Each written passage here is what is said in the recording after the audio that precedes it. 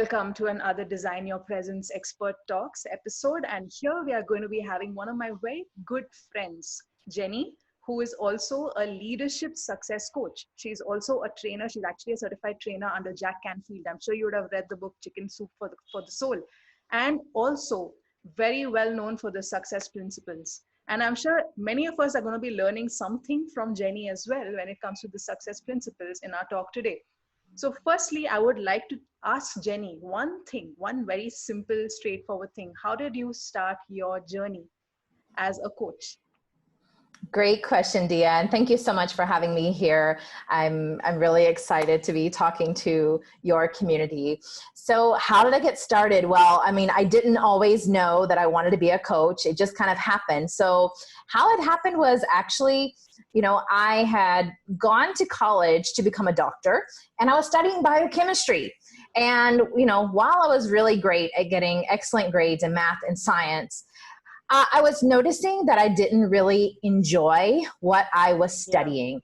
And, and I really started reflecting on that when at the age of 18, I was backpacking around Europe for the summer, had gone abroad to do some volunteer work. And I was really thinking, do I really want to spend another, 7, 8 years, studying something I don't really enjoy just to get this profession that I think is going to give me financial stability, but I'm not really enjoying the journey. And that was kind of, a life-changing moment for me. And so I came back, for the next, year of my college, and I decided to change my major, but I didn't know what and then what I would enjoy.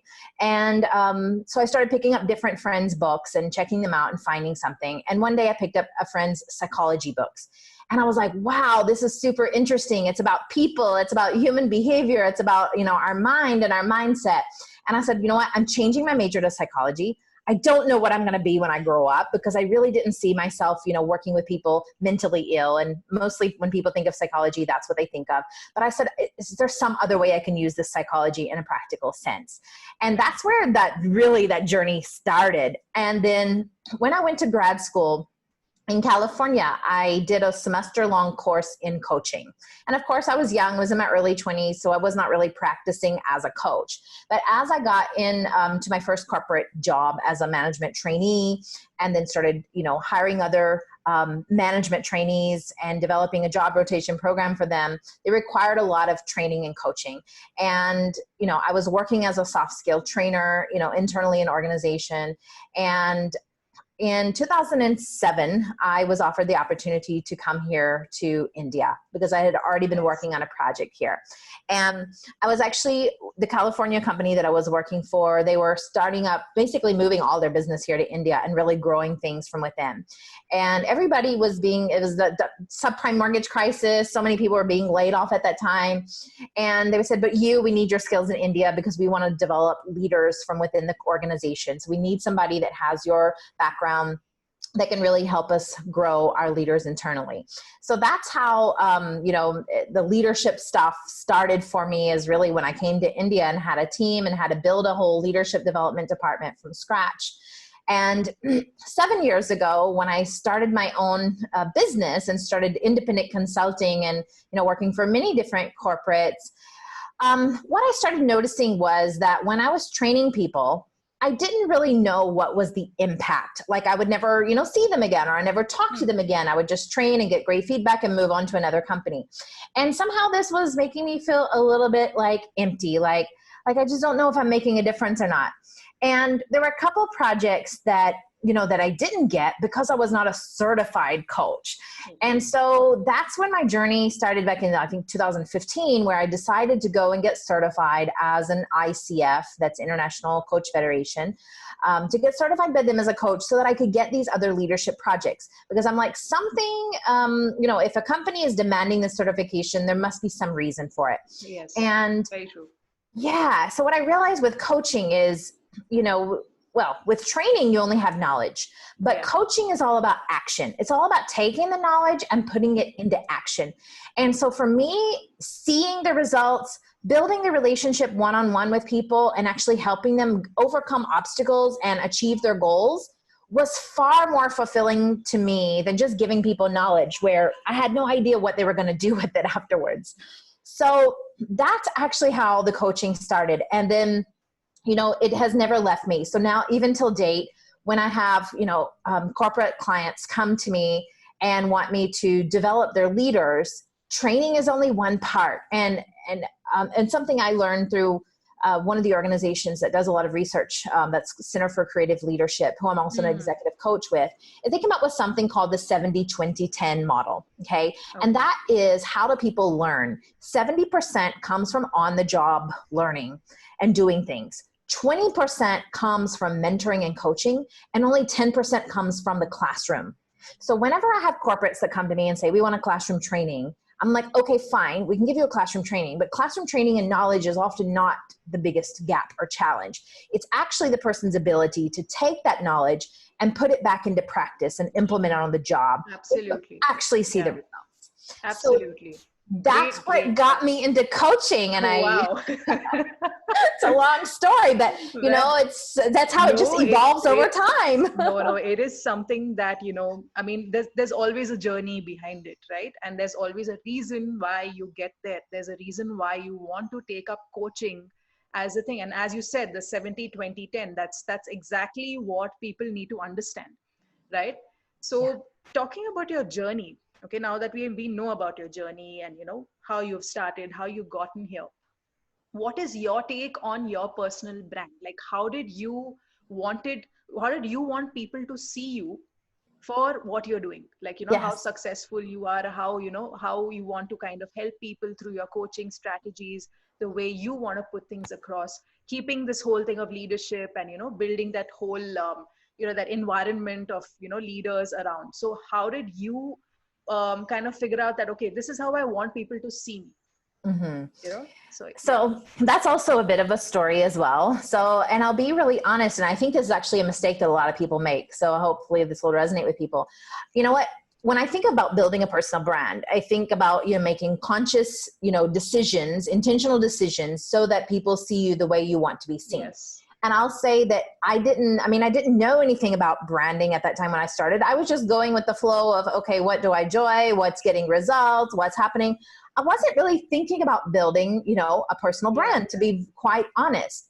And so when I started my business, actually 7 years ago, I thought, well, I'm going to be a soft skill trainer. I can train time management. I can train on leadership. I can train on, so you name it, give me anything, I'll train it, because I've got the skill of training, right? And then one day, one of my friends told me, you know what, Jenny, I've just noticed a pattern in our organization. When we hire trainers or coaches in the market, we look for the person that's the expert in that one particular area. We don't really hire these soft skill trainers that do everything. So she was saying, instead of being a jack of all trades, you really need to be a master of one. And that was a really hard choice for me because, I was enjoying so much. And, certain companies knew me as the executive coach that helps their executives move to the next level. Other organizations I was working with knew me as their intercultural trainer that helps, their expats that are coming from abroad to settle here in India, or their, Indians that are here that are going abroad and have to settle over there and understand the cross-cultural differences. And yet other companies were knowing me as the person that designs their leadership journeys. So I really realized that, I had different kind of identities with different organizations.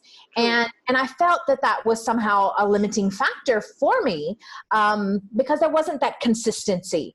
So I really started asking myself, if I had to choose to be known for one thing, what would that one thing be, right? Because if I tell you, okay, what's the number one sports company? You'll probably name what? Nike, right. So we tend to have these brands, right, where, when you ask, like, let's say photocopy, right, we tend to think of Xerox, right? So if you notice the big brands, they're known for doing one thing and doing that one thing really well. And that's where I said, how can I really integrate my skills of coaching and leadership development into one? And that's when I realized it is leadership coaching. And I really see coaching as falling under leadership. That leadership is so many more skills, but coaching is one of the skills that all leaders need. And that's actually one of the areas that I focus on now, is how do I train leaders as coaches? So I still do both, but that's the conscious effort, that I made to say, what is it that one thing that I really want to be known for?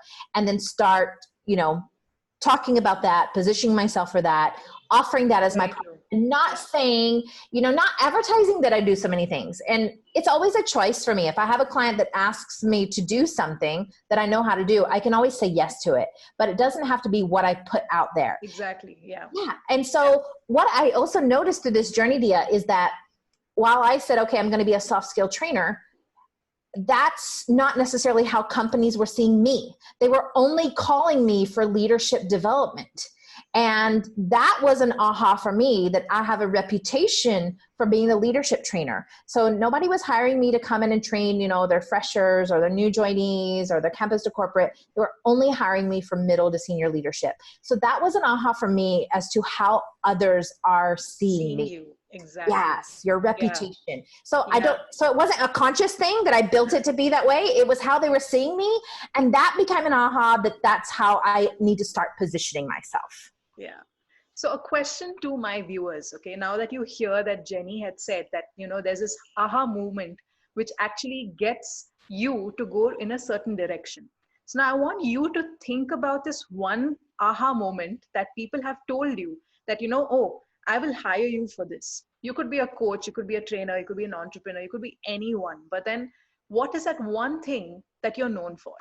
Okay, just like how Jenny said that she's known for leadership, that people have noticed that how she can help leaders go way ahead in their industry or whatever, or keeping the whole company culture. I mean, just correct me if I'm wrong, company culture as well, right? That also works. So it's just that you really need to kind of go in a direction which actually helps people understand that, okay, you're known for this, Yeah. right? And I did So that too, Dia. Like I actually asked people like for feedback and how they saw me and what did they think I'm good at and what do they think I should do. And yes. actually before I had even sought that feedback from other people, actually one of the guys that used to work for me, he told me, you know what, you should really be a coach. You should really do this professionally. And at that point in time, I didn't think that somebody could possibly make a full-time income just being a coach. And I thought maybe he's just buttering me up. So I wasn't really sure. And he was like, no, really. And I said, but tell me why. And he said, well, you ask really good questions.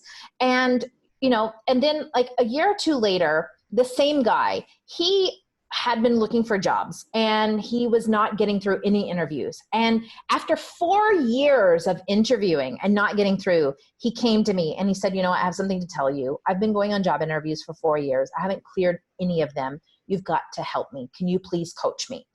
And so I was like, okay, sure. Give me the job description and let's prepare for it. And so he got that job and he was an Indian. It was an international placement with a big 5 company.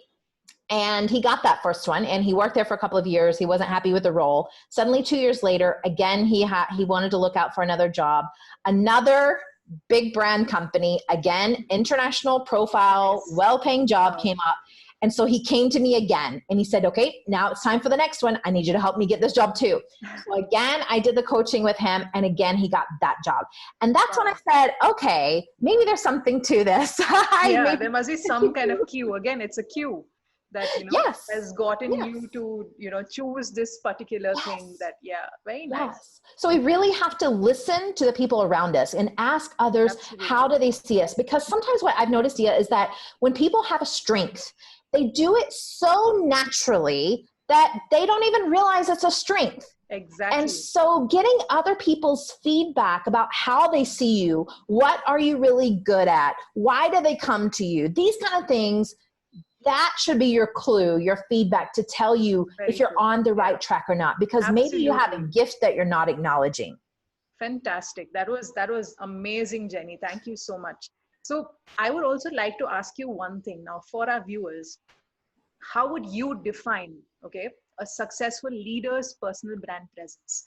Like, maybe just 5 takeaways that you can share with our viewers, and that would be really nice because see, there is so much behind this whole thing of being a leader, right? And Mhm. also it's a dilemma that a lot of people have, when they actually get out and they get there and they say that, I'm good at this, but then they don't really have that mindset of being a leader yet, that whole thing.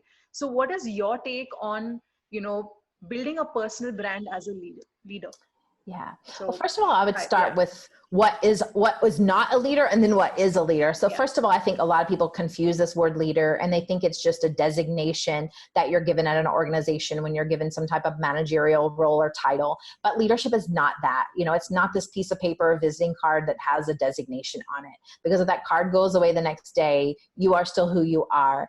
And just because you got a card doesn't suddenly make you a leader overnight, which is why I do leadership development, right? yeah, So a leader is somebody who really creates more leaders. And to do that, you have to really be able to empower others. And that's why coaching is one of the skills that every leader needs, because coaching is really about asking people questions and helping to empower them to be able to make decisions, for themselves with the support and guidance of a coach, but it's really empowering them to make their own decisions. So I think that is, one of the important, aspects of, nice. being a leader and being a coach.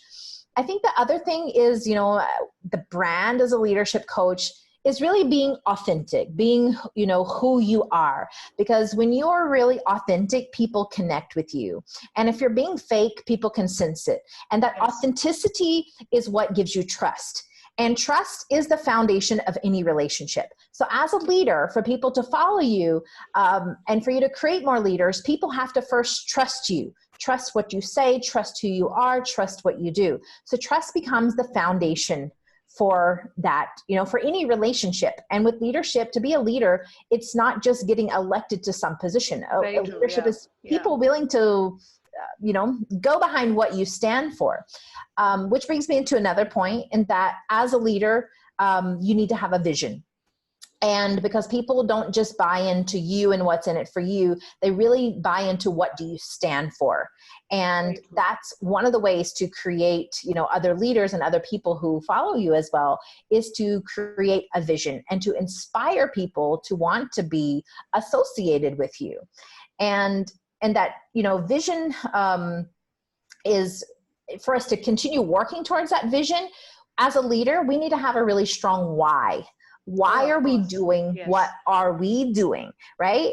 And that why is what's going to give us the energy and the drive to achieve whatever it is that we want to achieve. So if our why is not big enough, then the what will never matter. So the why before the what is another important part as a leader. And oftentimes that why comes from some type of story. And it often comes from some type of experience we've had in our life where we've kind of gone through that journey, that experience, and kind of overcome it. Maybe what we say the hero's journey, where, you've had that challenge and you've gotten over it and you've done something new, and now you want to share that with the world and help that with the world. people. Absolutely. Yeah. And I think also about leadership is it's not about you. It's not about you at all. It's about other people. And so building your influence as a leader is really asking yourself, how do I serve other people? How do I help them get what they want? And when you do that, that's when you become a leader. You become a leader by serving others, not by just being this, flashy show off, something that you Yeah. have. It's really about what you're doing for others and focusing on the impact that you want Yes, to of create. course. Most definitely. And this reminds me of that book Tribes by Seth Godin. That's Mhm. just, it's amazing how, he talks about leadership and how, he makes it's all about building a tribe that follows you, that, supports you, and also takes your message across to the world, in a more authentic manner, because there is a certain reason why people follow you, and there's a certain reason why people follow certain leaders, Yep. because there is a way, as you said, authenticity, vision, story, there is a certain way that they have put it across, wherein, they feel that, they can give this to people, and there are some people who would follow you, and there will be some people who would take it forward as something that they stand by. Mhm. So amazing. That's really nice to, know these 5 ways, these 5 takeaways on, building your personal brand as a leader. Thank you, Jenny, so much. And also, I would like to ask you one last question. When it comes to getting to know you better, where can my viewers find you? So first of all, my company's name is the Global Quotient, and that's Okay. primarily a business to business corporate. So I work with all kinds of corporates everywhere from Google to Boston Consulting Group, Deloitte, Vodafone, Citibank, Nice. Barclays, a lot of big brand name companies. So that's mostly a corporate entity. And I have a team of trainers and consultants that work with me that do leadership journeys. So leadership and coaching journeys are what I specialize in my organization. So that's on the corporate front. On the personal front, I've started personally branding myself as well. So that's simply jennyhyatt.com. So that's JennyHyatt.com. So my personal website is there as well. So they can find me in both of those places. And of course, I'm on social media platforms. I would say again, because I've built my reputation through, referrals and through results, I haven't been as active on social media as I should be. So I'm just now really starting that journey of building a kind of a digital presence. So I have a YouTube channel that started, but it's just got like one video on there right now. Maybe it'll have more by the time. That's okay. There's always time to start. So it's okay. Yes. Yeah. And I have a Facebook page as well, Jenny Hyatt. I have a LinkedIn page, Jenny Hyatt. So it's all there. It's just not as fancy and built up because quite frankly, didn't have to, but I'm working on that. So I'm going to be doing that more and more because, as I realize we're moving into a more digital world, it's important to have, a digital brand presence as well. But those are all the places, and of course, an Instagram account as well. So I'm on all the platforms. You can definitely reach out to me and and say hi and let me know what's your purpose of connecting. Because I do one-to-one coaching as well. So while I tend to specialize in leadership coaching, leadership is not just about the organizations and corporate stuff. It's really about personal leadership. It's really about how do we lead ourselves. And that's a journey, that I went through myself as well in discovery. And that's where I feel, passionate about helping others do that. So I do one-to-one coaching as well with people in all kinds of areas. Because I'm a certified life coach, certified career coach, certified executive coach. So I've done them all. It's just that corporates is where I specialize, but I don't say no to the other places where I really feel I can make an impact and where people are really, bought into making a change in themselves. Because that's where it starts. Awesome. Thank you so much, Jenny. Thank you for taking time out and being a part of the DYP Expert Talks. It was absolutely wonderful talking to you and discussing all things leadership, personal branding, presence. I mean, it has all come together as one nice, valuable talk. And I'm sure our viewers are going to take a lot of information from this session, and it's going to be absolutely amazing. I wish you all the best, Jenny, in whatever you do.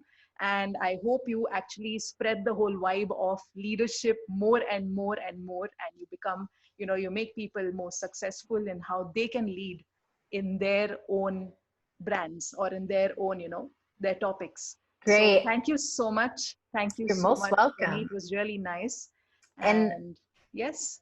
Yeah, I just wanted to say, can I add one piece of value before I go? Yes, of course. Why not? Always more the merrier. So since we said I'm a Jack Canfield certified success coach, I want to share one of his success principles, which I think is relevant to leadership, and it's relevant, obviously to personal leadership. And that's this formula he calls E plus R equals O.